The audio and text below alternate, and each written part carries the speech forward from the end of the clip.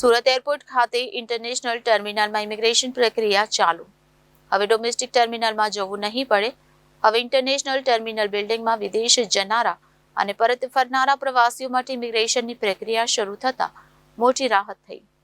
Surat airport ખાતે international ટર્મિનલમાં immigration પ્રક્રિયા ચાલુ. હવે ડોમેસ્ટિક ટર્મિનલમાં જવું નહીં પડે. નવી ટર્મિનલ બિલ્ડિંગમાં ઇમિગ્રેશનની સુવિધાના અભાવે વિદેશી યાત્રા કરનારા પ્રવાસીઓને ભારે પરેશાનીનો સામનો કરવો પડી રહ્યો હતો.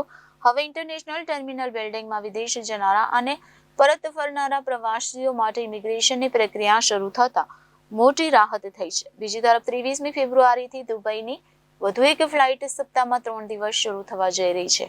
સુરત એરપોર્ટ ખાતે વર્ષ 2018-19માં શારજહાની પ્રથમ ફ્લાઇટ શરૂ થઈ હતી, જે સપ્તાહમાં 2 દિવસ ઉડાન ભરતી હતી.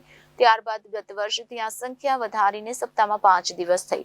ત્યારબાદ ડિસેમ્બર 2023માં દુબઈની ફ્લાઇટ શરૂ થઈ. હવે 23મી ફેબ્રુઆરી ઇન્ડિગો એરલાઇન્સની દુબઈની વધુ એક ફ્લાઇટ શરૂ થવા જઈ રહી છે. આ ફ્લાઇટ સપ્તાહમાં 3 દિવસ બુધવાર, શુક્રવાર અને રવિવારે સુરતથી ઉડાન ભરશે. Reporter Arvind Rathod, Janadesh news, Surat.